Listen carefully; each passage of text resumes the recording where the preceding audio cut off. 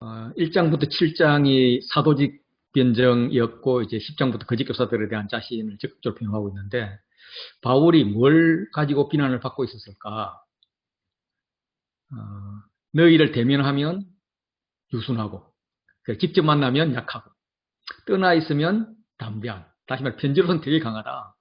그래서 그들이 하는 말이, 편지들은 무게가 있고 힘이 있지만, 그가 몸으로 대할 때는 약하고, 그 말도 시원치 않다.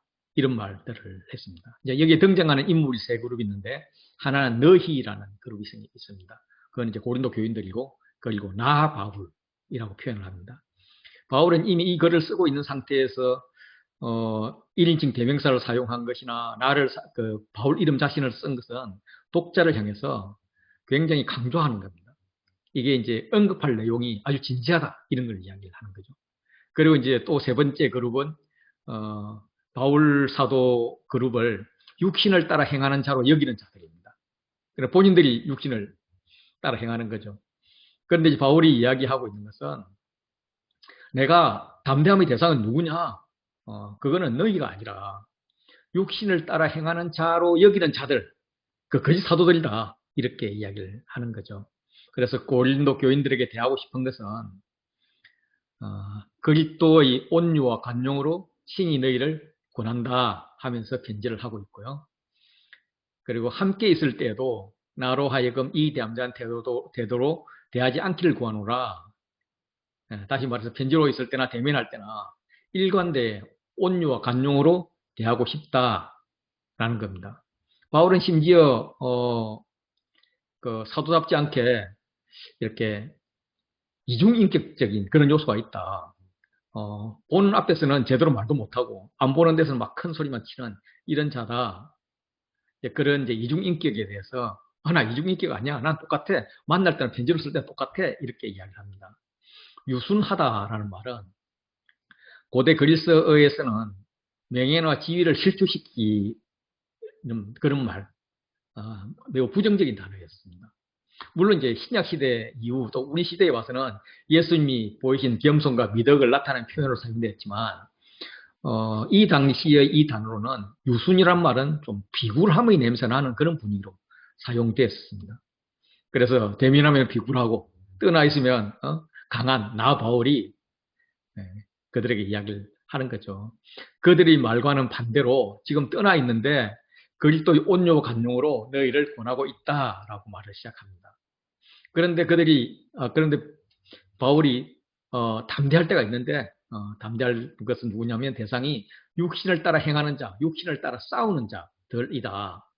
그래서 바울의 담대의 기준은 떠남이 아니라 상대가 육신을 따른 자인가 아닌가의 구분이다. 이렇게 이야기합니다. 그러면서 고린도 교인들에게 묻습니다. 내가 너희와 대면했을 때 담대한 태도를 보여주면 좋겠냐? 나는 너희와 거짓 선생들을 대하는 태도가 다르다. 그들에게는 담대한 태도를 보이지만 너희에게는 담대한 태도로 하지 않기를 기도한다. 그리고 내가 육신을 따라 행하는 자로 보이지 않으면 좋겠다. 이렇게 이제 이야기를 시작합니다. 그러면서 싸우는 무기를 이야기를 하죠. 그리스도인들의 싸움의 무기는 뭐냐? 우리가 육신으로 행할 수밖에 없지만 육신을 따라 싸우는 것은 아니다. 그래서 우리의 싸우는 무기는 육신에 속한 것이 아니라 하나님의 능력으로 사는 것이다. 그 육신이라는 것은 육신으로 행한다는 것은 육체를 가진 사람으로서 이 세상에 산다는 말입니다. 육신을 따라 싸우지 않는다는 것은 세상의 가치 기준 또 혈통이나 권위에서 보이는 어떤 종교적으로 신접한 상태 또 이런 언변을 할 때는 이렇게 화려한 수사법 이런 걸 싸우지 않는다는 거죠. 그럼 뭐로 싸워야 되냐? 하나님의 능력이라는 거죠. 바울이 의지하는 하나님의 능력은 그리스도인의 싸우는 무기인데 이거는 영적 차원의 싸움, 영적 전쟁에 사용되는 그런 강력한 무기라는 것입니다. 그래서 이 하나님의 능력의 위로는 하나님의 능력의 위력은 4절 5절에 쭉 나열되어 있는데 어떤 경관진도 무너뜨린다. 인간의 자랑에 근거한 어떤 견고한 진도 무너뜨릴 수 있다. 예. 그래서 이 무너뜨린다는 것은 모습을 찾아볼 수도 없도록 완전히 부수고 파괴해버리는 걸 말합니다. 그래서 무너뜨릴 수 있다는 것을 강조하고 있죠. 이론도 무너뜨리는 거죠. 그들이 지식이나 말장난으로 하는 그런 이론들, 그것들 다 무너진다. 하나님을 아는 것을 대적해서 높아지는 것들, 하나님을 아는 지식에 대항하여서 인간이 쌓아놓은 모든 교만과 성과와 업적들, 뭐 바벨탑이죠, 바벨탑. 그 세상의 바벨탑을 다 무너뜨린다라고 이야기합니다. 또 모든 생각을 바로잡아서 그리스도에 복종하게 한다는 겁니다. 모든 생각, 인간의 모든 계략을 다 이렇게 없애고 그리스도에 복종한다는 거죠. 그런데 이제 복종하지 않는 것이 있는데 그거에 대해서는 벌 주겠다는 거죠. 언제 벌 줄 것인가? 너희의 복종이 온전하게 될 때. 그래서 성도의 복종이 온전하게 될 때를 지금 기다리고 있습니다. 이거는 복종하지 않는 것을 벌하려고, 다시 말해 구원받을 자들이 다 구원되고 나면 나머지를 벌하려고 한다는 거죠. 그래서 너희는 복종을 했으면 좋겠다 하는 건데, 복종은 두 가지입니다. 하나는 억지로 복종하는 것과 또 하나는 온전한 복종이죠. 온전한 복종은 스스로 육신을 막 쳐서 엄청 강하게 때린다는 말이죠. 쳐서 죽이고 의지와 노력에 의해서 하는 복종이라는 겁니다. 그런데 지금 고린도 교인들이 온전한 복종을 하지 못하고 있어요. 왜냐하면 10장 7절에 너희는 외모만 보는도다. 그래서 고린도 교인들이 외모만 보지 않기 위해서 바꿔야 할 것은 뭐냐면 자기가 그리스도에 속한 줄을 믿을진데 자기가 그리스도에 속한 것 같이 우리 바울 일행도 그러한 줄을 자기 속으로 다시 생각할 것이다 라고 이야기를 합니다. 어떤 사람, 그 자칭 사도된 자가 자신의 육신적 자랑거리를 덜먹이면서 그리스도에 속한 그리스도의 사도라고 그들로 묶고 있나 봅니다. 바울이 질책합니다. 너희가 그리스도에 속한 줄 믿느냐? 믿는다면 너희가 그리스도에 속한 것 같이 우리도 그리스도에 속한 것임을 생각해라. 그렇다면 사람의 판단 기준, 그 외모가 아니라 그리스도에 속했느냐 아니하였느냐 하는 데 의해서 판단해야 된다. 그래서 외모로 판단하는 너희가 정말 그리스도에 속한 거 맞냐? 라고 우짓고 있습니다. 하나님 주신 능력은 대단한 파괴력을 가졌습니다. 무너뜨리죠. 그런데 이제 이 능력을 쓸 수 있는 권세를 주셨는데 그 권세를 주신 목적이 뭐냐면 10장 8절 9절에 주께서 주신 권세는 너희를 무너뜨리려고 하신 것이 아니다. 하나님의 능력은 온갖 것들을 무너뜨리지만 무너뜨리려고 하는 게 아니라 세우려고 하는 것이다.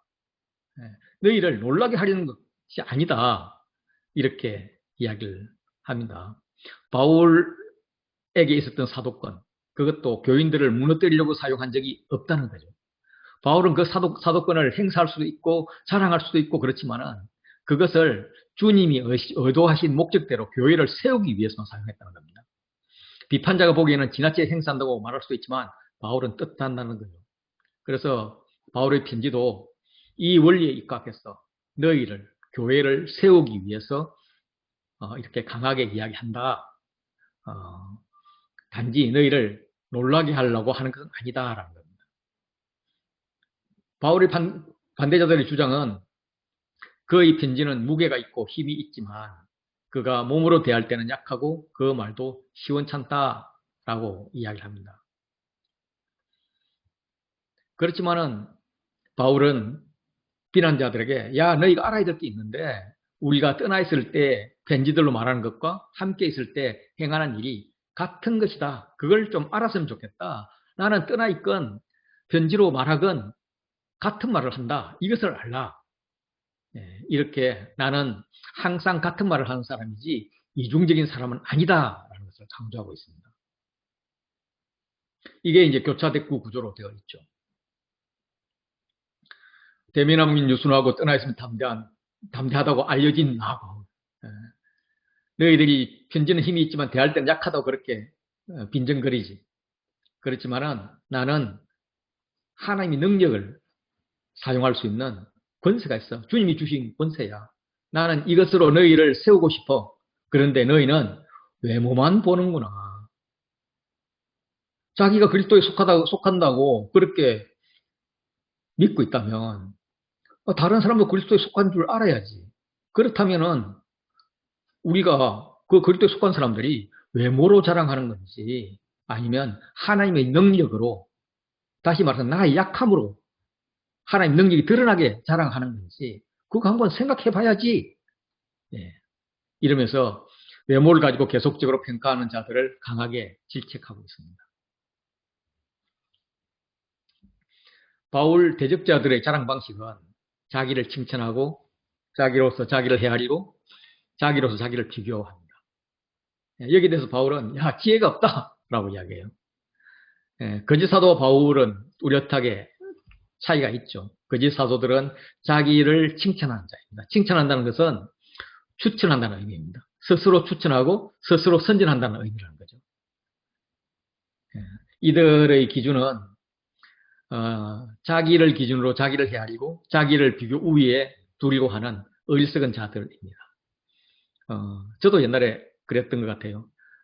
생년월일 물어봐가지고 나보다 나이 적으면 아래로, 나이가 좀 많거나 비슷하면은 야 몇 학년도 입학했어, 뭐 고등학교 언제 졸업했어 이러면서 고등학교 졸업연도나 대학 입학연도가 나보다 낮으면 또 동생으로 야 군대에서 계급 뭐였어 그래가지고 병으로 출했다면 또 뭐 아래로 막 이렇게 보려던 성향이 한때 있었는데 그런 자들인 것 같습니다. 그런데 바울의 자랑 방식은 분수 이상을 자랑하지 않습니다. 감히 그들과 같이 하지 못한다고 이야기하죠. 왜냐하면 그들과 판단 기준이 다르기 때문입니다. 주님과 상관없이 스스로를 추천하는 그런 분수 넘는 짓은 하지 않는다는 거죠. 그래서 하나님 주신 범위의 한계를 따라서 소임을 다할 뿐입니다.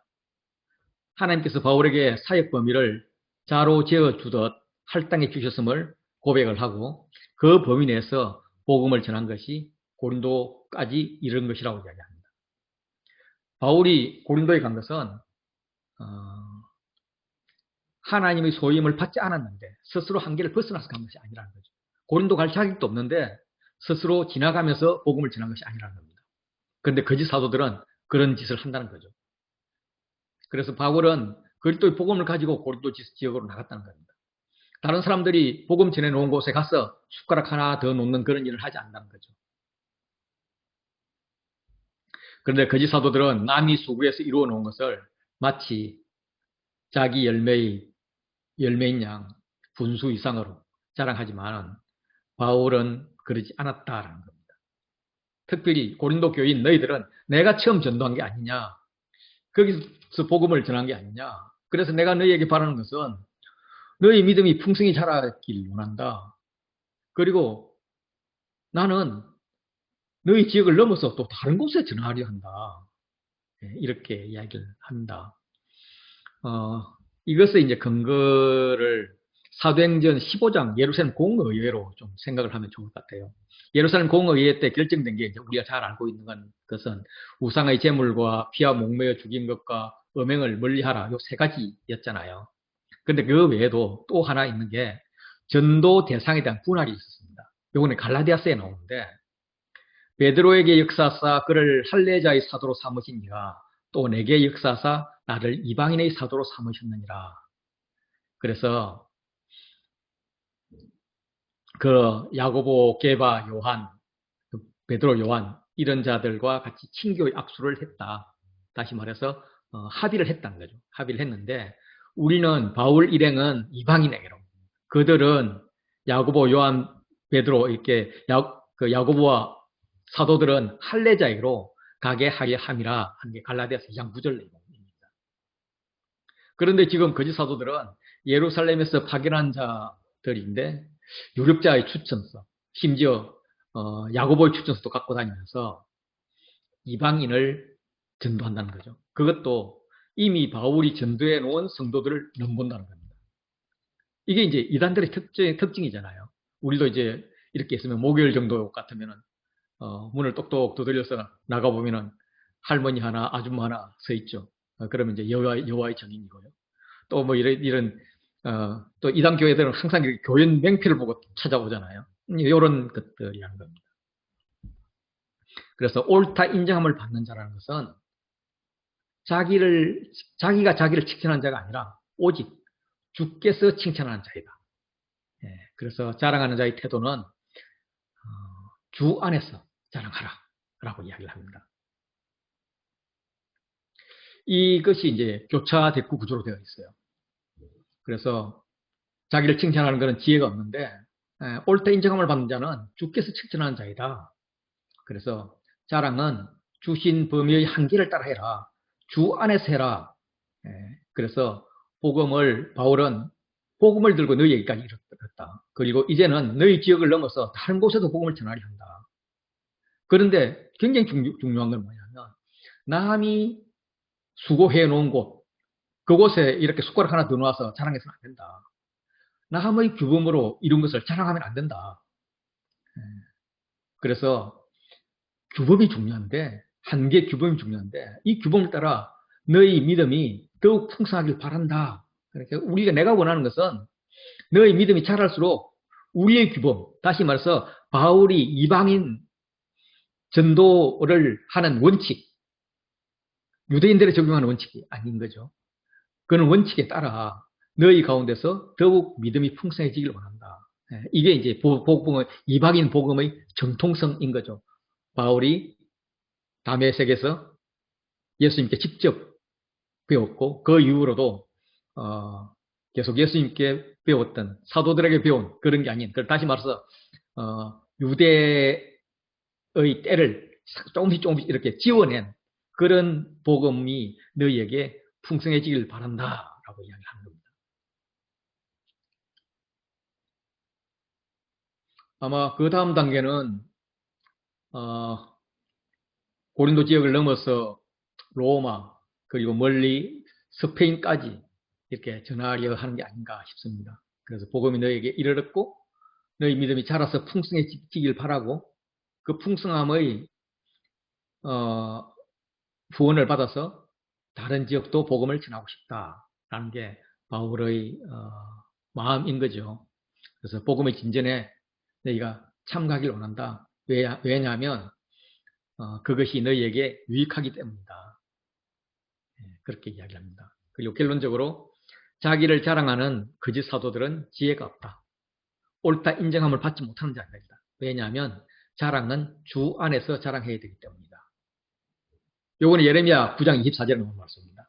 자랑하는 자는 이것으로 자랑할지라 곧 명철하며 나를 아는 것, 하나님을 아는 것, 여호와는 사랑과 정의와 공의를 땅에 행하는 자인 줄 아는 것이다. 이걸 자랑해라 라고 이야기를 하는 겁니다. 11장, 12장은 이렇게 교차 대꾸 구조로 연결되어 있습니다. 나를 용납하라, 나를 용서하라. 이러면서 이제 이렇게 뭐 실제로 용서하라는 게 아니라 좀 언어 유희를 하는 거죠. 어떤 조소적 표현을 쓰는 거죠. 그러면서 나는 큰 사도보다 부족한 것이 전혀 없다. 지극히 큰 사도보다 부족하지 않다. 라는 이야기를 하고, 그러면서 나도 자랑 한번 해볼까? 꼭 해야 되겠다, 이거는. 내가 어리석은 자가 되는데 너무 어리석은 자로 이야기하지 말라. 그래서 나는 뭘 자랑하느냐면 약한 것들에 대해서 자랑한다. 라고 이야기하면서 약한 것에 대한 자랑을 하는 것, 이것이 이제 가운데 들어 있습니다. 자, 용납이라는 단어를 11장 1절에 보면 원하건대 용납하라. 또 뒷부분에 청하건대 나를 용납하라 라고 이야기합니다. 그러면서 야 너희는 나를 용납하지 않으면서 다른 사람은 잘 용납하는구나. 4절 이야기를 하죠. 그러면서 우리가 전파하지 않은 다른 예수, 너희가 받지 않은 다른 영, 너희가 받지 않은 다른 복음을 전하는 자들을 잘 용납하네. 말도 안 돼. 그렇다고 생각 안 하냐? 근데 내가 좀 어리석은 것을 너희가 좀 용납하라 라고 이야기합니다. 그럼 어리석은 게 뭐냐 하면 2절에 내가 하나님의 열심으로 너희를 위하여 열심을 내는 것.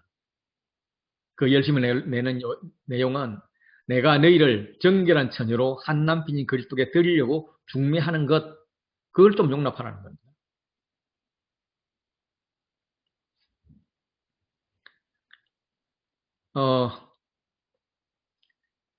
이는 그 하나님의 열심이라는 것은 그 말의 그렇게 깊은 관심 혹은 이제 좀 더 나아가면 질투로 번역할 수가 있습니다. 결혼이라는 언약 관계에 연관되어서 질투가 되는 거죠. 다시 말해서 결혼 밖의 사람을 사랑하는 것에 대한 질투로 볼 수 있습니다. 그래서 하나님이 아닌 다른 것을 사랑하는 것에 대해서 하나님께 질투하시잖아요. 그 질투를 지금 열심으로 표현을 하는 거죠. 이 하나님의 열심, 하나님의 질투로 이방인과 음행하는 자를 죽인 그 비느하스, 창으로 찔러 죽이잖아요. 그것을 지금 연상하게 합니다.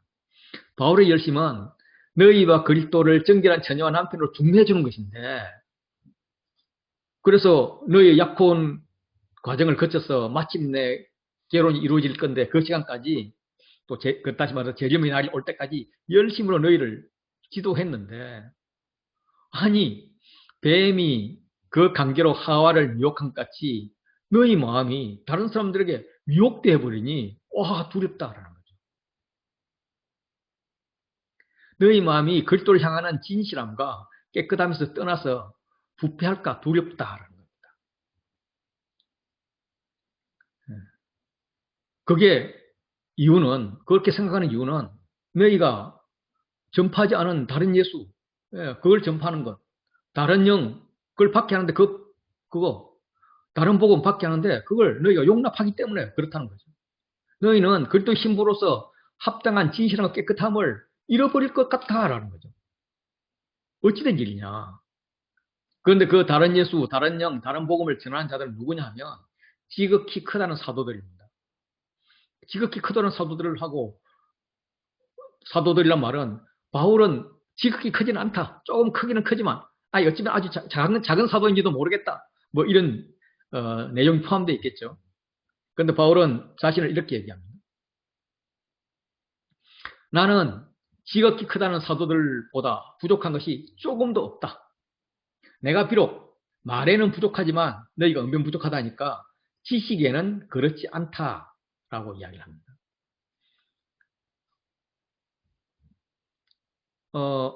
그들처럼 화려한 수사학적 기교는 사용하지 않지만 이게 말에는 부족하다는 말이죠.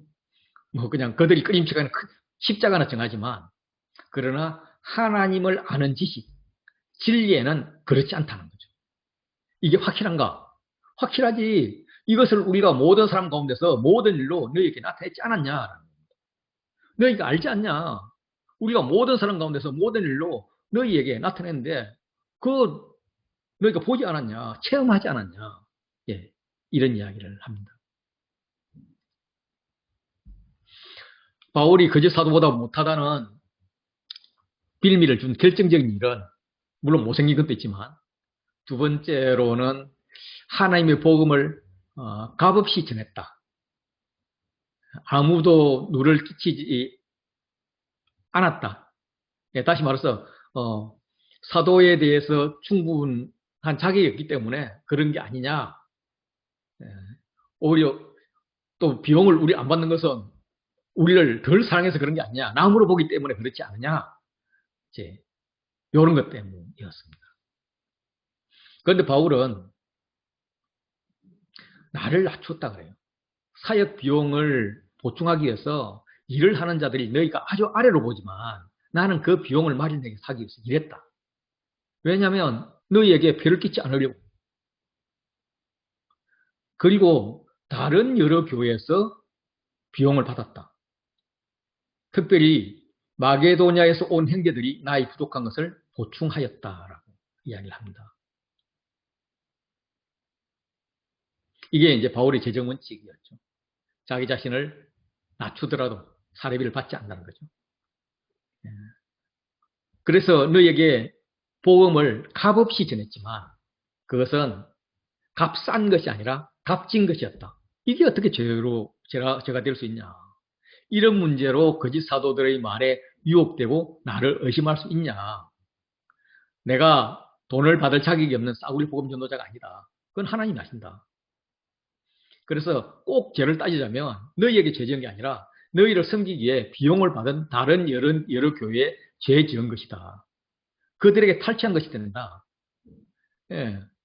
그런데 탈취당한 그들은 아무도 불만을 말하지 않는다. 오히려 기뻐한다. 그 비용 받은 것이 그 비용 받아서 너희에게 썼는데 혜택 본 너희가 왜 잔소리가 많냐.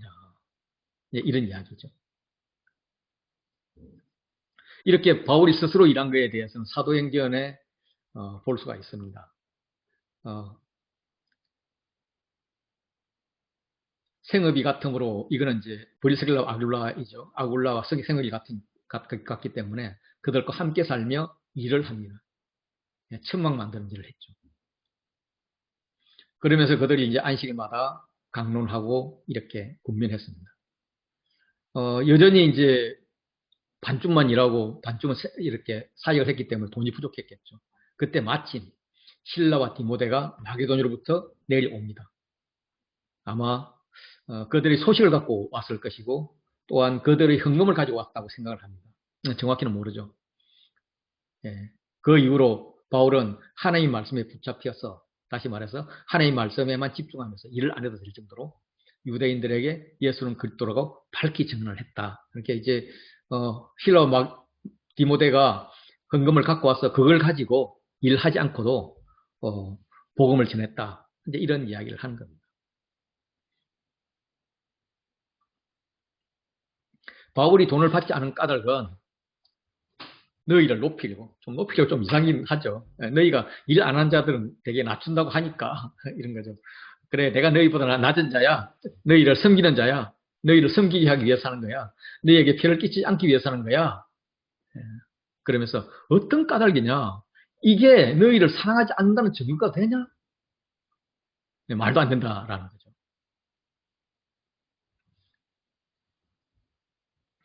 설사 너희들 비난처럼 교회 돈을 탈취했다고 하자. 그 고린도 교회 돈이 아니라니까. 마게도냐 교회 돈이라니까. 내가 모든 일을 너희에게 피해를 끼치지 않기 위해서 무척 조심했다. 앞으로도 조심할 것이다.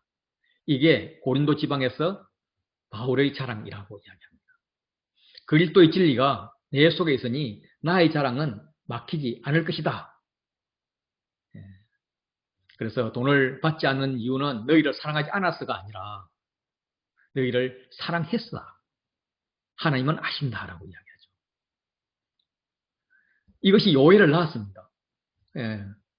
이렇게 오해를 낳았지만 그래도 바울은 그리스도의 진리가 내 속에 있기 때문에 아가야 지방, 고린도 지역에서 내가 이렇게 돈 받지 않고 한다는 것의 자랑이 막히지 않을 것이다. 나는 앞으로도 내가 해온 방식 그대로 너희에게 돈 받지 않고 할 것이다. 라고 이야기를 합니다. 물론 너희가 돈을 줘서 내가 로마나 뭐 이런 곳에서 전도한다면 뭐 인류이국이나 이런 데 전도한다면 오케이, 그들을 위해서 쓰겠다. 그렇지만 너희들을 위해서 내가 했던 대가는 받지 않겠다. 뭐 이런 이야기를 하는 거죠. 그래서 바울이 계속 자비령으로 사역하는 이유는 기회를 찾는 자들, 거짓 사도들이죠. 그들이 그 자랑하는 일, 우리는 자격이 있기 때문에 돈 받고 하는 거야. 그러면서 우리와 같이 인정받으려 하는 그 기회를 끊으려 하는 것이다. 정말 이게 복음의 열정으로 하는 거냐, 아니면 돈 벌기 위해서 하는 거냐. 그래서 심지어 자기가 돈을 더 많이 받기 위해서 바울이 재정적 지원을 받지 않는 것을 폄하하는 그들은 자신들의 사례비를 받기 위하고 더 많이 받기 위한 것이라고 생각을 하는데 나는 그것을 끊고 싶다라는 겁니다. 바울 일행과 비교하면서 스스로를 자랑하면서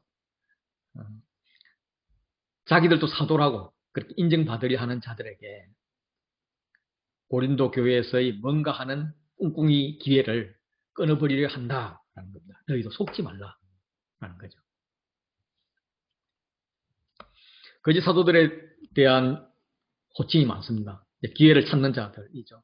그들은 지극히 크다는 사도들입니다.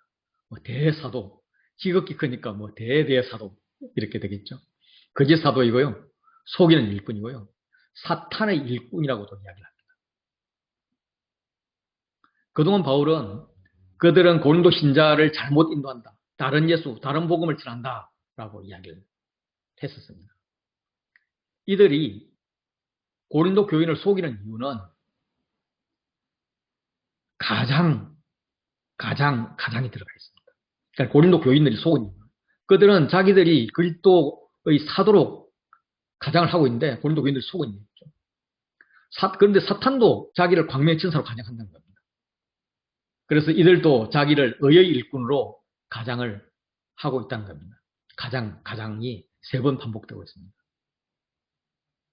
이런 엄청난 가장을 바울은 어떻게 표현하고 평가하고 있느냐 하면 그거 이상한 일이 아니야. 대단한 일이 아니야. 라고 합니다. 그런 일은 종말의 시대에 일상적으로 일어나고 있는 건데 속으면 안 돼, 너희가.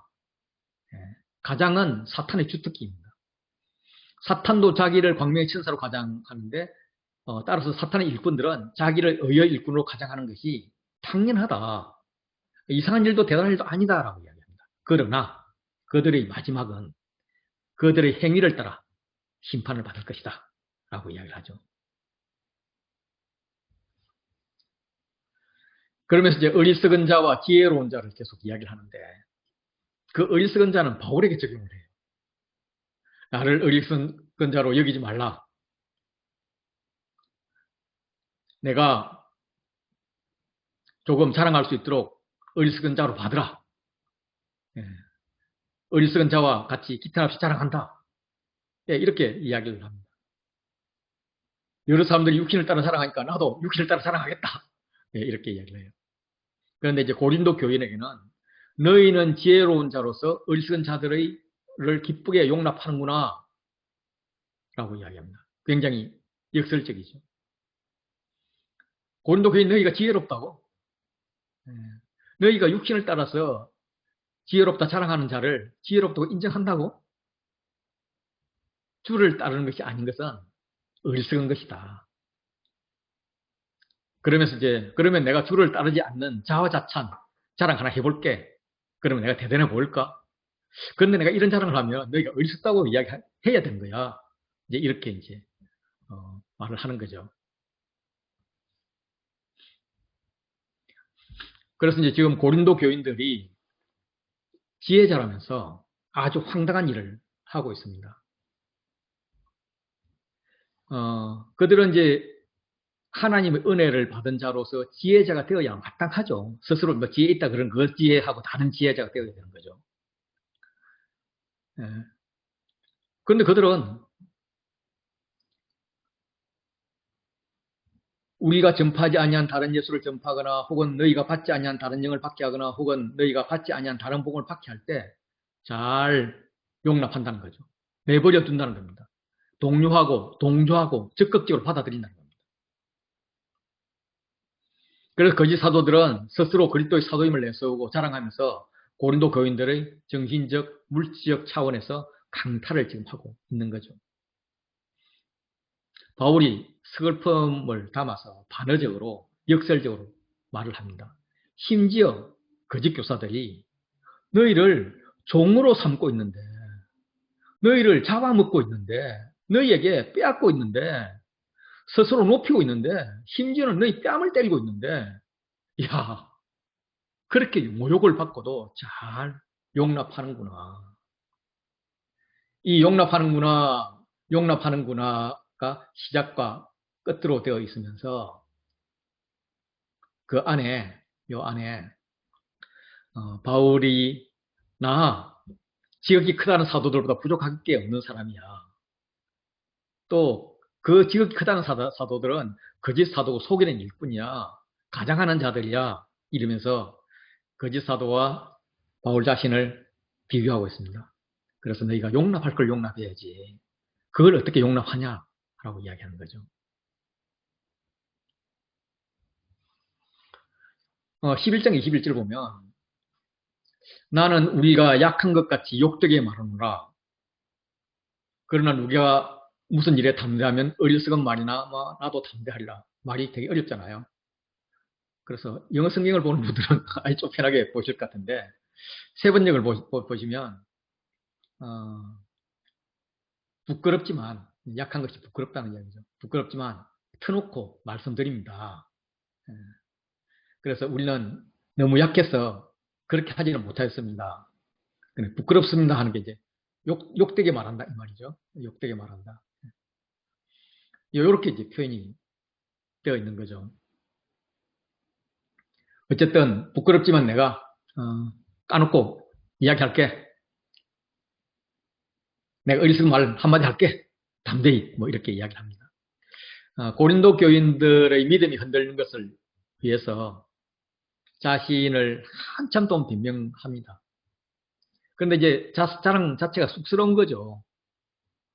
그래서 지금까지 서론이 아주 길었던 것입니다. 그래서 바울의 부끄러움, 수치를 굳이 말하자면 자랑을 제대로 못한다는 것이죠. 바울의 자랑 기준은 거짓 사도들과 비교하면 너무도 연약하다라는 겁니다. 그런데 이제는 담대하게 어리석은 자랑을 해보겠다고 이야기를 합니다. 그러면서 바울이 큰 소리를 치죠. 야, 실상을 알아. 그들은 육체를 자랑하지만 나를 비판한다. 내가 내 자랑하는 거는 참 어리석지만 그래도 하나씩 따져보자. 그러면서 먼저 혈통적 정통성을 이야기합니다. 그들이 히브리인이냐? 나도 그래. 나도 히브리인이냐? 그들이 이스라엘인이냐? 나도 그래. 그들이 아브라함 후손이냐? 나도 그래. 히브리인, 이스라엘인, 아브라함 후손은 같은 말입니다. 나는 아브라함 후손 중에서 아주 정통성이 있는 초대 왕을 배출한 베냐민 지파야. 예, 그러면서 그는 거짓 사도들과 비교해서 유대적 배경에서 결코 뒤떨어지지 않는다고 나도 그러며 세 번을 반복합니다. 우리는 사도 바울의 젊은 시절을 대충 알고 있습니다. 그는 가마리엘 문화에서 공부를 했고 그리고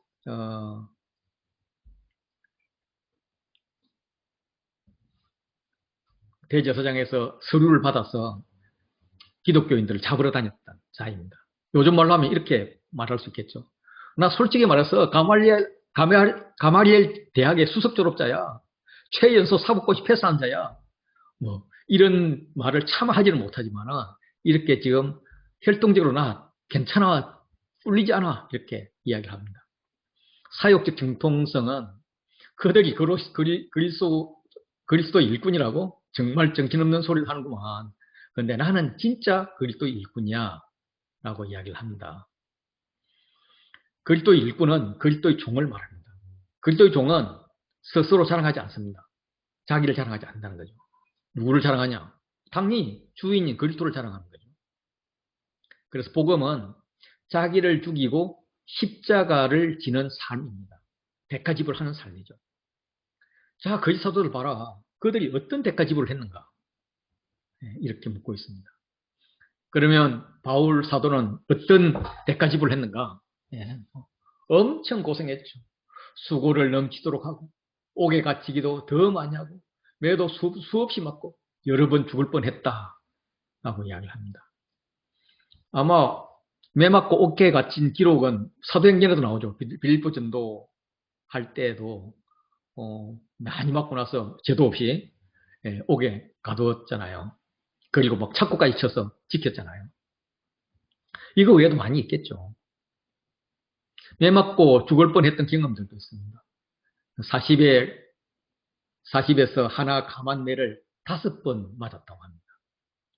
이거는 이제 신명기 25장 2절을 보면 악인에게 태형을 때리는데 그 죄를 따라서 때리는데 40대까지는 때리라고 하는 거죠. 그런데 그것을 넘기지 말라고 이야기합니다. 그런데 유대인들은 혹시 이 세는 걸 잘못해서 한 대, 두 대 하다 잘못 세워가지고 40대 이상을 때릴까봐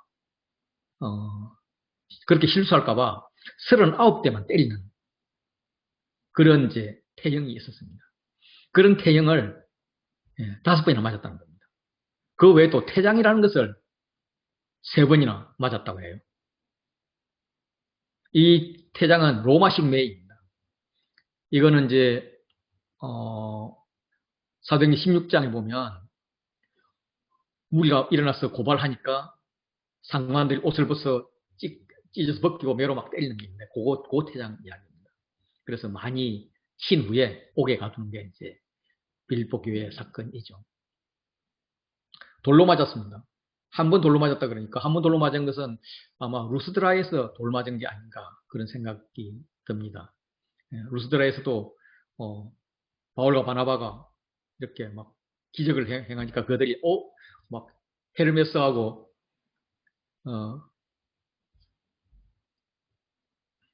제우스가 왔다 막 그러면서 막 이렇게 손잡고 와서 막 제사 지내려고 할때 나 사람입니다 이렇게 해서 달래놨잖아요. 달래놨는데 이고니에서 온 사람들이 야 쟤들 가짜야 뭐 이렇게 이야기하니까 자기들도 막 이렇게 돌로 치잖아요. 조금 전만 해도 경배하려고 했던 자들이 그 이야기가 아닌가 싶습니다. 3번 파선했다는 말도 나와요. 3번 파선하고 이거는 사도행전에도 나와요. 27장에 나오는데 근데 이때 파선된 거는 고린도 후서를 보낸 한참 후에 로마로 갈 때거든요. 그러면 그 전에도 3번이나 파선당한 경험이 있다. 다시 말해 100길 여행을 많이 했다라고 이야기합니다. 일주일을 깊은 바다에 지냈고 여러 번 여행하면서 수많은 위험을 당했습니다. 강의 위험과 강도 위험과 동족 위험이 제일 골치 아팠겠죠. 이방인의 위험과 야만인들의 위험이죠. 시내의 위험과 광야 위험과 바다의 위험과 거짓 행제 중의 위험을 당하고 수고하며 애쓰고 여러 번 자지 못하고 줄이며 목마르고 여러 번 굶고 춤고 헐벗었다라는 겁니다. 자, 이런 상황이라면 그럼에도 불구하고 내가 바다의 위험을 울어서 어떻게 살아났느냐 하면 이렇게 자기의 영웅담을 이야기할 만한데 그냥 나는 이런 것을 당할 수밖에 없는 연약한 존재였다. 단지 이렇게 살아있는 것은 하나님의 은혜다. 이렇게 나열하고 있습니다.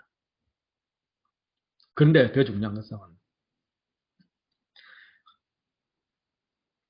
이 일은 고소하고 아직도 날마다 내 속에 눌리는 일이 있으니 곧 모든 교회를 염려하는 것입니다. 무엇에 대해서 염려하느냐 하면 누가 약하면 나도 약해진다. 누가 실족하면 정말 내가 애탄다.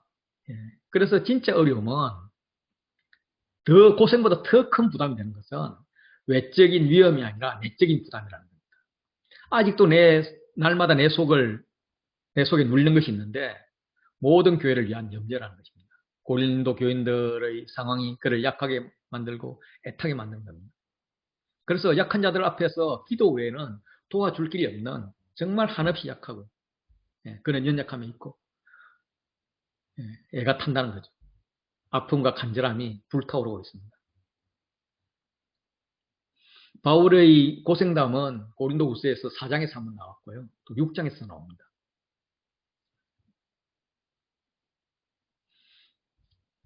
그래서 바울의 자랑은 결국 어디로 돌아오느냐 하면 내가 부득불 자랑할진대 내가 약한 것을 자랑하노라. 그러면서 그 수많은 고생담을 통해서 여전히 살아있는 자신을 영으로 묘사하지 않고 사도로서 교인들에 대해서 강한 사도권 권세를 자랑하지도 않고 고린도 교인의 연약함을 염려하고 실축함에 대해서 애타는 마음을 그냥 내가 아무것도 해줄 수 없는 그냥 연약한 사도일 뿐이야 라고 이야기합니다. 거짓 사도들은 바울이 말을 잘 못한다고 언변이 없다고 사도성을 비난했습니다. 그래서 말을 잘 못하는지는 몰라도 거짓말을 하지 않는 것이 그것은 하나님 아신다라고 천명을 합니다. 즉 바울의 약함이 드러난 이야기는 사실이라는 거죠. 그런데 이제 바울이 이제 이상한 자랑을 합니다. 성공담이 아니라 아주 수치스러운 실패담이 소개가 됩니다. 그거는 이제 다메섹에서 아레다 왕의 고관이 잡으러 할 때 광주를 타고 도망간 일입니다. 물론 이 사건을 한번 뒤집어 보면 바울의 아라비아 사역이 굉장히 성공적이었기 때문에 그렇게 아레다 왕까지 잡으러 다닐 정도였는데 지금 바울은 그냥 실패자같이 도망간 이야기만 합니다. 바울이 강할 때는 대제사장 공문을 받아서 예수 믿는 자를 잡으러 다녔습니다. 이걸 바울은 스스로 부끄럽게 생각하는 거죠. 그런데 진짜 강한 자 예수님을 만난 후에는 약한 자로 변하는 거죠. 그래서 이 약한 자가 된 것이 그에게 자랑이라는 겁니다. 다메섹 결심에서 눈이 멀었던 바울이 회복 즉시 회당으로 가서 예수가 하나님의 아들임을 전파를 했습니다. 회심한 부흥사가 된 거죠. 그런데 이제 이 바울의 과거를 다 아는 사람들이 깜짝 놀라는 거죠. 그런데 바울은 뭐 더 부흥사로서 날리면서 유대인들을 당혹하게 합니다. 그게 이제 사도행전 90장에 나오는 건데 적시로 회당에 가서 예수가 하나님의 아들이심을 전파하니 듣는 사람이 다 놀라 말하되 이 사람이 예루살렘에서 이 이름을 부르는 사람을 멸하려던 자가 아니냐.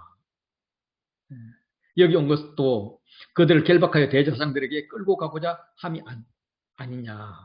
이런 이야기입니다. 상당히 오래 활동을 한 것 같아요. 그에게 제자들 그룹이 만들어질 정도로. 갈라디아서에 의하면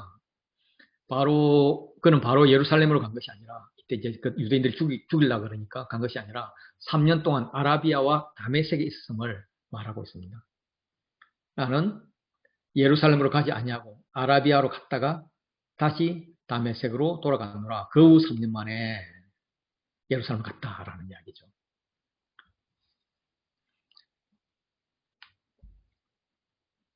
고린도후서로 다시 돌아오면 여기서 이제 여러 날 이제 아라비아로 갔다 여러 날은 아라비아로 갔다가 다메섹으로 돌아온 후로 판단이 됩니다.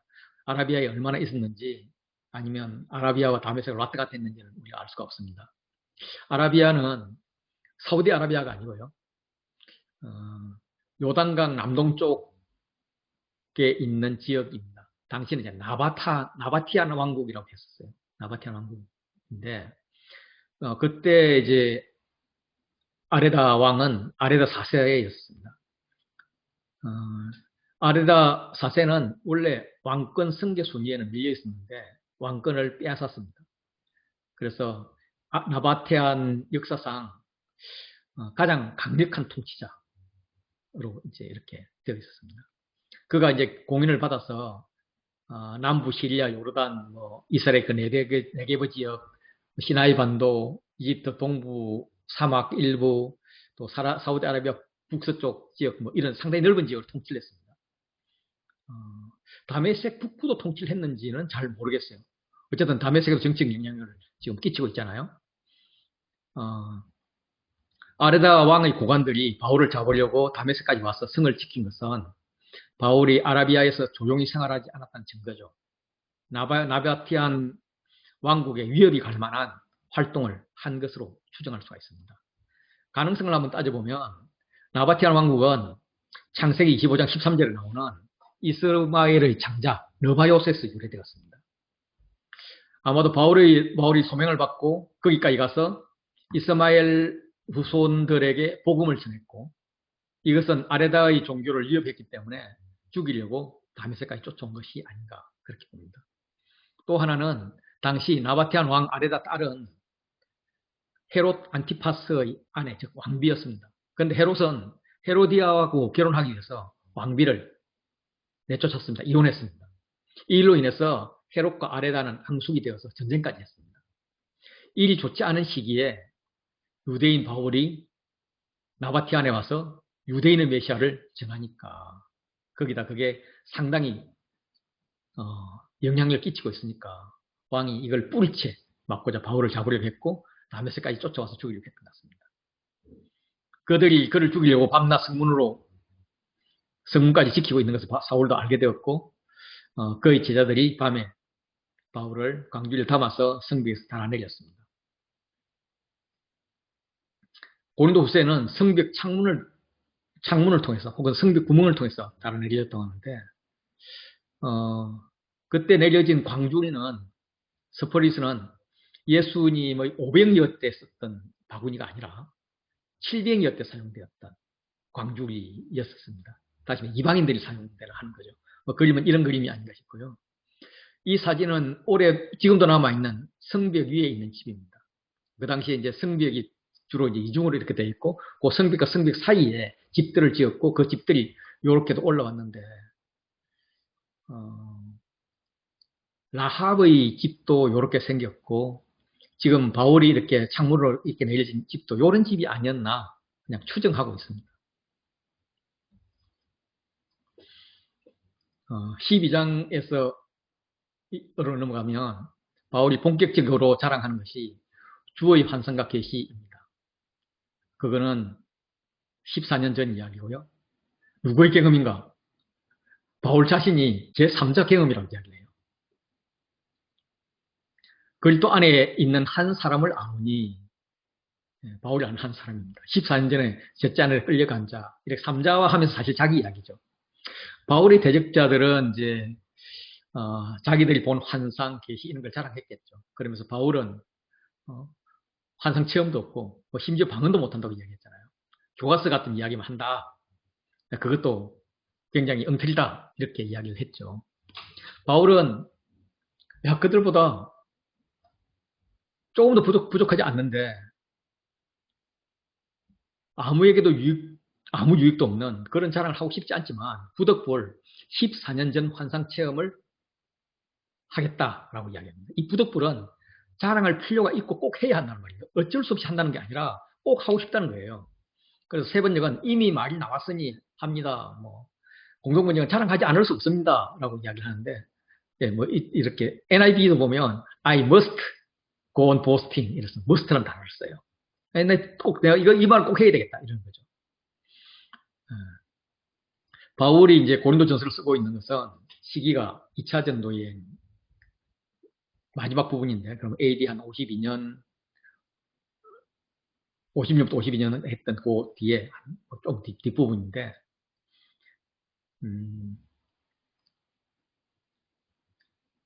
편지를 쓴, 3차 전도, 고린도 전서를 쓴 거는, 3차 전도여행이네요. 3차 전도여행, 54년 이후가 되겠네요. 그건데, 그가, 그전에는 이제 AD 49년에 예루살렘 공의회에 참가했고, 그 앞에 1차 전도 여행을 갔고, 그 전에 안독 사역을 했는데 2, 3년 했단 말이에요. 그게 이제,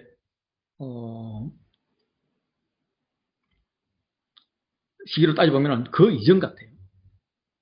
그 이전은 뭐냐면, 바울이 다메섹에서 회심을 한 후에, 그렇게 아라비아하고 다메섹에 왔다 조용히 지내다가 3년 지내다가 그 후에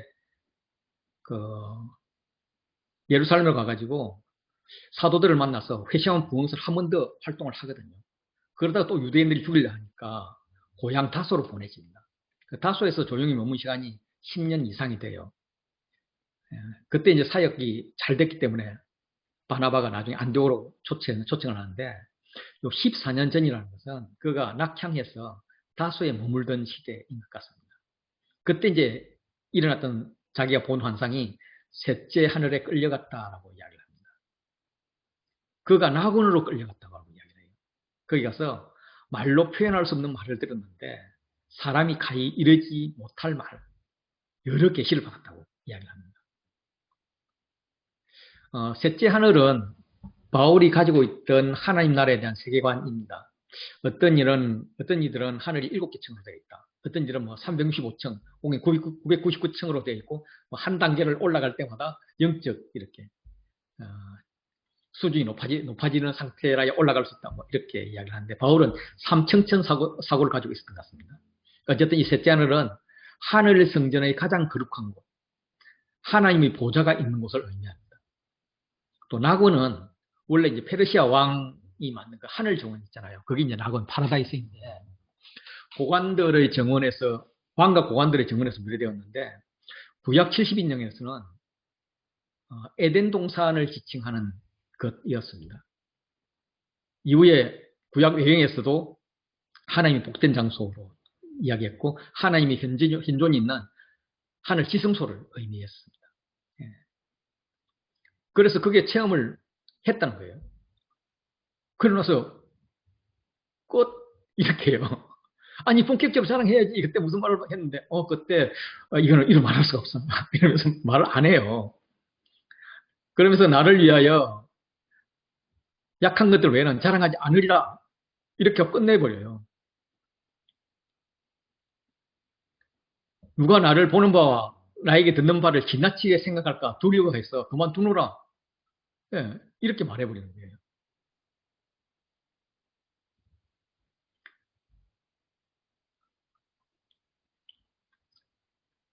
그래서 영적 체험을 중단하고 자랑할 수 있는 중단하고 그 다음에 소개하는 게 뭐냐면 자기 육신의 가시입니다. 그리고 또 실패담이에요.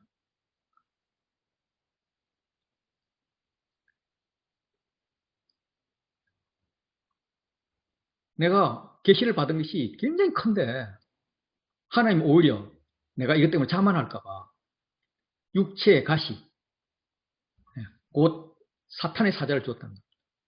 이건 나를 쳤어. 친다는 건 막 주먹으로 막 얼굴을 때린다 이런 말이거든요. 엄청 아팠다는 거예요.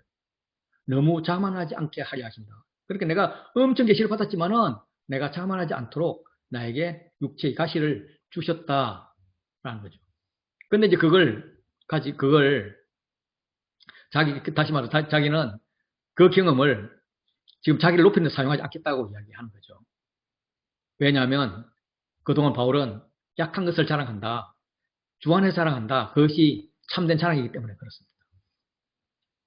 이 육체의 가시는 사익에 굉장히 큰 지장을 줬던 게 분명합니다.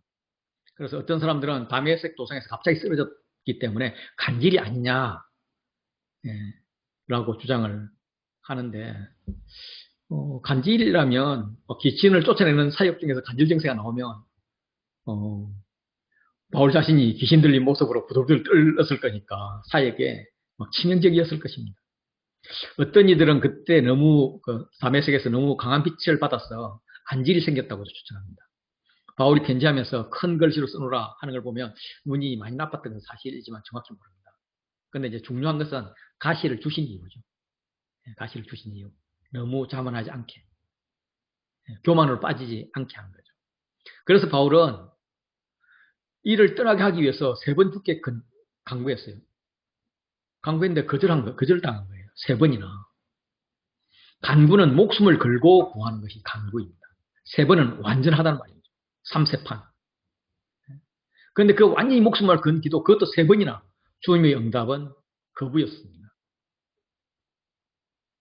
바울의 초점은 육체의 가시에서 바로 이거로 인한 깨달음으로 연결되고 깨달음을 어떻게 삶에 적용하는가 하는 쪽으로 연결합니다.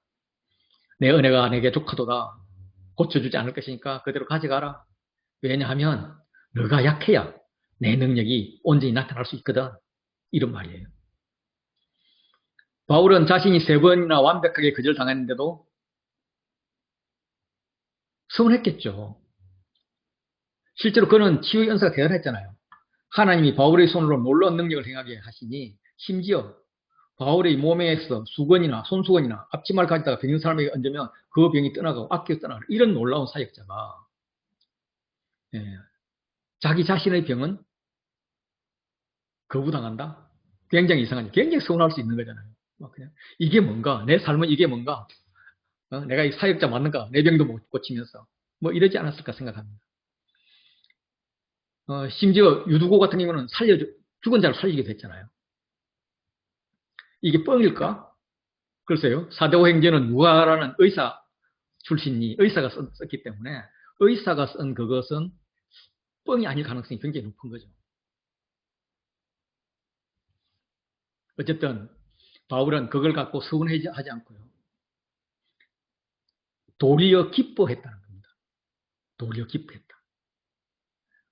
왜 기뻐했느냐? 이는 그리스도의 능력이 내게 머물게 하려 함이다.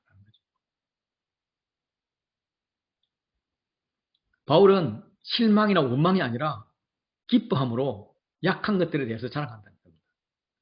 그래서 내 능력이 약한 데서 온전하여진다 라고 이렇게 자랑을 하죠. 예, 그리스도의 능력. 예, 그거는 나의 약함을 인정할 때 나타납니다. 힘의 사회에서 병이나 연약함은 수치였고 배려받기는커녕 홀대당했습니다. 제가 어릴 때만 하더라도 장애자 이런 자들은 막 되게 홀대받았어요. 아침에 가게 하면 가게 주인이 혼냈어요. 아침부터 재수없다고. 그런데 그게 바울 시대 2000년 전에는 오죽했겠어요. 강한 것은 유능이고 약한 것은 무능인 세상이었습니다. 놀랍게도 바울은 자신의 연약함, 자신의 병을 자랑합니다. 왜냐하면 그 약함을 통해서 그 약함을 통해서 경험되는 하나님의 능력이, 그리스도의 능력이 핵심이기 때문입니다. 그가 하나님께 들은 음성은 내 은혜가 내게 족하다. 너는 충분히 은혜를 받았다. 앞으로도 더 받을 건데 그것은 너의 능력의 약함으로부터 받을 것이다. 이런 거죠. 이 음성에 대한 확신, 하나님의 계획이 항상 최선이라는 것을 아는 바울은 기뻤던 거죠.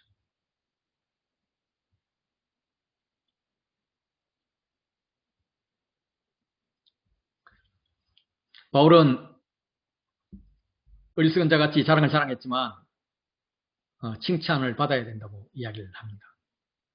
왜냐하면 너희가 억지로 시켰기 때문에 너희가 칭찬을 해야 된다라고 이야기합니다. 내가 아무것도 아니지만 지극히 크다는 사도들보다 조금 더 부족하지 않기 때문에 나는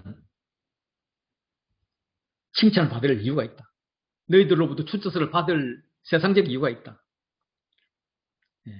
그렇지만 나의 사도된 증거는 너희 추천서가 아니라 내가 너희 가운데 모든 참음과 표적과 기사와 능력을 행한 것이다. 이렇게 이야기를 합니다. 그 능력은 유두고를 살리는 그런 능력으로까지 나타났죠.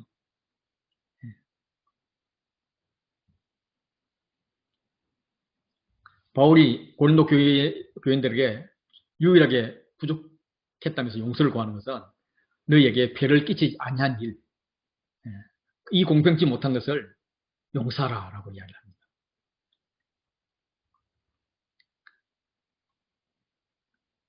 그러면서 아비의 입장에서 내가 구하는 것은 너희의 재물이 아니고 오직 너희다 너희. 어린아이가 부모를 위하여 재물을 저축하는 것이 아니라 부모가 어린아이를 위하여 재물을 저축한다.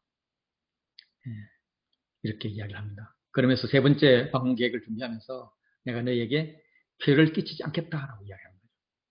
이전의 두 번 방문이 있었죠. 첫 번째 방문은 2차 전도 여행 때 고린도에 가서 1년 6개월을 머물렀던 거고 그 이후에는 편지를 주고받다가 고린도 교회에 문제가 있으니까 심각해지니까 갑자기 방문했던 고통스러운 방문이었고 이번에는 세 번째 고린도 후서 방문 이후에 방문 계획입니다.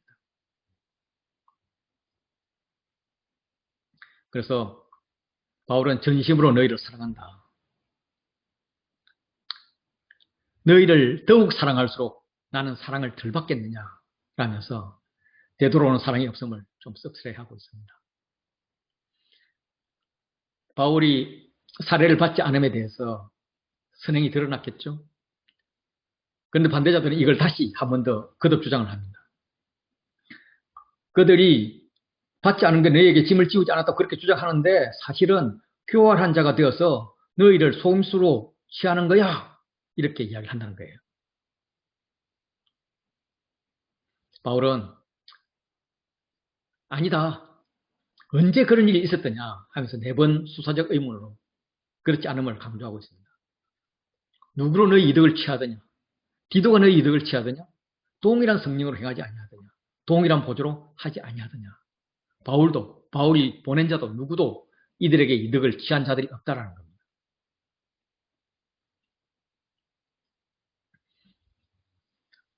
바울은 지금까지 편지에 쓴 것들을 야 바울이 변명이야 이렇게 이야기하는 자들에게 변명이 아니다. 그리스도 안에서 하나님 앞에서 말하는 것이다. 내가 연보를 독려하고 이 모든 것을 꾸짖고 하는 것은 너희 교회, 고린도 교회를 세우기 위함이야. 너희의 덕을 세우기 위함이야. 라고 이야기를 합니다. 그러면서 바울은 목적과 달리 두려워하는 게 뭐냐면 너희를 내가 원하는 것 같이 보지 못하고 내가 너희에게 원하는 것 같이 내가 너희가 원하지 않는 것 같이 보일까 두려워한다. 마치 두 번째 방문같이 그렇게 악몽을 꾸듯이 이야기합니다. 다툼, 시기, 분냄, 당짓는 것, 비방, 수군거림, 그만, 혼란. 이게 내가 다시 갔을 때도 그대로 있을까 두려워한다. 하나님이 나를 너희 앞에서 낮추실까? 2차 전도에 2차 방문 때처럼 배척당하는 수모를 당할까? 두려워한다. 다시는 그러고 싶지 않다. 죄 지은 자가 회개하지 아니함 때문에 슬퍼할까? 두려워한다. 그래서 내가 다시 방문하기 전에 이런 문제들을 너희가 해결했으면 좋겠다라고 주문을 합니다. 바울이 13장 1절에 보면 내가 세 번째로 너희에게 가리니 두세 정인의 입으로 말마다 확증하리라 라고 이야기를 합니다. 이의 기준이 두세 정인의 입인 거죠. 바울은 그동안에 이제 자기 사도성에 대해서 적극적으로 변호하면서 복음의 본질과 거의 고린도 교회에 대한 사랑을 말해 왔었습니다. 이제 편지를 마무리하면서 세 번째 방문 계획을 밝히고 두세 정인의 입으로 말마다 확정하리라 라고 하는데 이것은 신명기 19장 15절 말씀의 인용입니다. 19장 15절에 두 정인의 입으로나 또는 세 정인의 입으로 그 사건을 확정할 것이며 이 말씀인데 이거는 그냥 넘어가지 않겠다는 겁니다. 반드시 재판하겠다는 말입니다. 바울의 인용은 그 문장만 보면은 의미를 다 알기가 어려울 때가 많습니다. 특히 로마서 같은 경우는 인용하는 문장의 앞뒤를 이렇게 알아야 되는데 지금 이것도 신명기의 19장 15절의 앞절부터 좀 같이 의미를 파악하면 좋겠다 싶습니다. 지금 이제 신명기 19장은 도피성 이야기입니다. 그래서 도피성에 대해서 내 하나님 여호와께서 그 땅을 내게 주셨다. 내 하나님 여호와께서 그 땅을 내게 주셨다. 조상에게 맹세한 것이다. 내게 주신 땅이다. 뭐 이런 식으로 하나님이 주신 땅이다라는 문맥으로 쭉 끌고 오다가 거기에 대해서 이 땅은 하나님 뜻에 맞게 사용되어야 되고 하나님 땅에서 이루어진 어떤 죄도 두세 사람의 정인이 있으면 반드시 처리해야 된다 하는 취지로 지금 말씀하고 있습니다. 바울은 이걸 인용하는 것이 고린도 교회의 문제를 바로잡기 위해서 신명기적 조치, 확실한 조치를 취하겠다 하는 이야기입니다. 당연하죠. 죄의 문제는 죄는 해결할 문제지 덮고 그냥 넘어갈 문제는 아니기 때문입니다. 세 번째 갔을 때 처리되지 않은 게 있으면 반드시 처리하겠다는 것은 13장 2절에 보면 전에 죄 지은 자들과 그 남은 모든 사람을 용서하지 아니하리라 라고 했습니다. 두 번째 방문 때에도 죄를 지은 자들과 다른 모든 사람들에게 죄의 처리를 말했었습니다. 물론 이제 대부분의 사람들이 반대를 해서 그때는 말로만 그쳤지만 세 번째 방문에서는 용서하지 않겠다는 의지를 보입니다. 그런데 우리가 고린도후서 2장 5절부터 11절에 바울이 반대자들에게 용서해라라고 권면을 했습니다. 그런데 여기서는 용서하지 않겠다고 이야기합니다. 그래서 용서하라는 자들은 반대자였지만 진리로 돌아온 자, 회개한 자들이고 지금 재판할 이 자들은 끝까지 죄를 회개하지 않고 거짓 사도들과 함께 교회를 흔드는 자들로 보여집니다.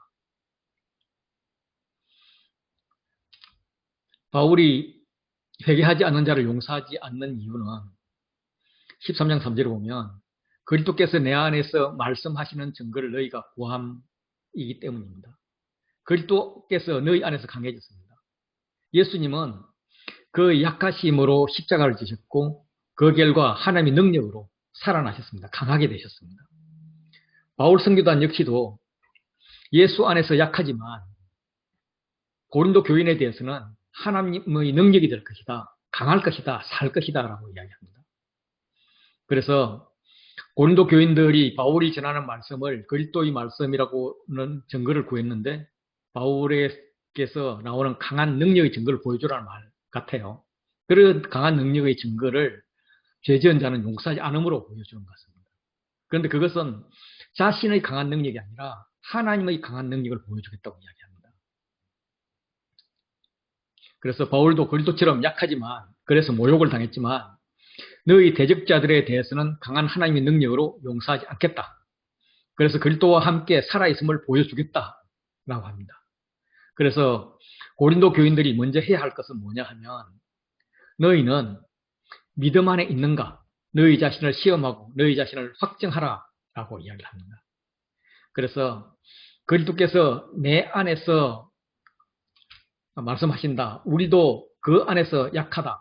너희는 믿음 안에 있는가 하면서 예수 그리스도께서 너희 안에 계신 줄 알지 못하느냐 하면서 안에가 반복이 됩니다. 이거는 왜 이렇게 안을 강조하느냐면 그리스도 안에 있지 않으면 혹은 그리스도가 내 안에 있지 않으면 버림받는 자이기 때문이라는 겁니다. 너희가 검증해야 될 대상은 사도 바울이 아니라 너희 자신이다. 너희가 믿음 안에 있는가? 너희 자신을 시험하고 너희 자신을 확증하라 라고 요구를 합니다. 너희는 너희 안에 예수 그리스도가 계신 줄 알지 못한다. 알지 못하느냐? 라고 질문을 하죠. 예수 그리스도가 너희 안에 계신다는 것을 알면은 그리스도처럼 약함으로 살아서 하나님이 강한 능력이 나타나게 해야 되는데 어찌해서 너희는 세상과 똑같이 강하게만 살려고 하느냐 하는 거죠. 세상에서의 검증 기준은 강합니다. 강한 자가 살아남죠. 그리스도인의 검증 기준은 내가 그리스도 안에 있느냐, 그리스도가 내 안에 계심을 알고 있느냐 하는 겁니다. 그래서 그리스도가 내 안에 계심을 모른다면 강하냐 약하냐에 관계없이 버림받은 자라는 거죠.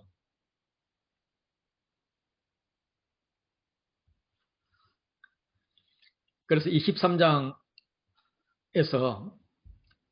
지금 강조되고 있는 것은 6절, 7절입니다. 교차대구 구조를 이루어지고 있고요. 방문하면 용서하지 않을 거고 방문하면 음하게 하지 않을 것이고요. 약함과 강함이 대조되고 있고요. 너희는 믿음 안에 있는가? 우리는 진리 안에 있다. 이렇게 이야기하고 가운데 너희는 선을 행해야 된다라는 것이죠.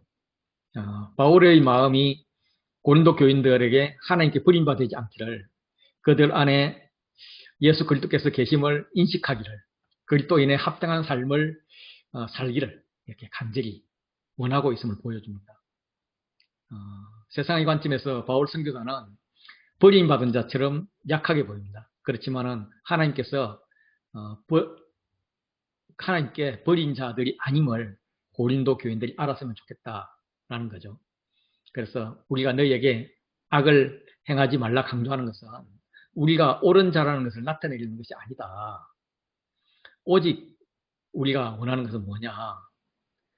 너희가 듣기 싫어하여서 우리를 버릴지라도 그래서 오직 우리는 버림받은 자같이 될지라도 너희는 선을 행하게 하고자 함이라. 너희는 하나님의 자녀가 되기 원해서이다 라고 이야기를 합니다. 13장 8절을 읽기 위해서는 5절과 연결해서 읽는 게 좋을 것 같습니다. 5절에서는 고린도 교인들이 믿음 안에 있는가, 그리스도 안에 있는가 점검하라고 했는데 그럼 우리 바울 성도는 어떠냐? 우리는 진리를 거슬려 아무것도 할 수 없고 오직 진리를 위할 뿐이다. 우리는 진리 안에 있다, 믿음 안에 있다 라고 이야기합니다. 그래서 우리는 버림받은 자가 아니라는 거죠.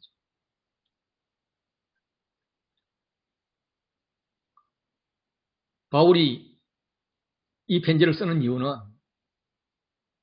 너희가 온전하게 되는 것이고 주께서 너희를 세우려고 내게 주신 그 권한을 따라 음하게 하지 않게 함이라고 이야기를 합니다. 13장 3절 4절에서 그리스도께서는 너희에 대하여 약하지 않고 도리어 너희 안에서 강하다. 그리스도께서 약하심으로 십자가에 못 박혔지만 하나님의 능력으로 살아계신다. 그래서 우리도 그 안에서 약하지만 너희에 대해서는 하나님 능력으로 그와 함께 강하게 살 것이다 하면서 약함과 강함을 역설적으로 이야기했었습니다. 이거에 대꾸를 이루어서 13장 9절에서 우리는 약함을 통해서 너희에게 강함, 즉 하나님의 능력이 나타날 것을 기뻐하며 구했다라고 이야기합니다. 다시 말해서 우리가 기도하는 것은 너희의 강함은 너희가 그리스도 안에서 온전하게 되는 것이다 라고 말하죠. 그리고 방문하면 용서하지 않겠다라고 말하면서 신명기 15장 말씀을 인용하면서 교회 문제를 반드시 바로잡겠다 그렇게 이야기했는데 지금 10절로 오면은 지난번 방문 때는 그렇게 말로 그쳤지만 세 번째 방문 때 죄전자들을 용서하지 않겠다라는 의지를 이야기하면서 속내는 내가 이렇게 편지로 엄포를 놓는 것은 너희를 세우기 위함이야. 우리가 만나면 나는 주님을 대신하는 사도 입장이 되어야 되는데 주님의 마음은 너희를 넘어뜨리려 하는 게 아닌 거 알지? 그래서 내가 사도의 권한으로 죄를 처리해야 되는데 제발 엄하지 않게 적용하면 좋겠다. 엄하지 않게 해줘. 그럼 이제 바울이 엄하지 않게 하는 방법은 그들이 이미 회개를 하고 모든 것을 처리하는 거죠. 그래서 13장 10절에서 제발 부탁해. 내가 거기 가서 열받지 않게 해줘. 예.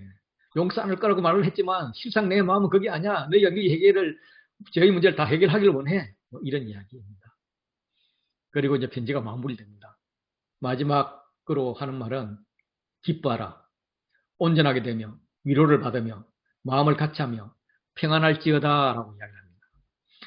이 평안이 가능한 이유는 사랑과 평강의 하나님이 너희와 함께 계시기 때문입니다.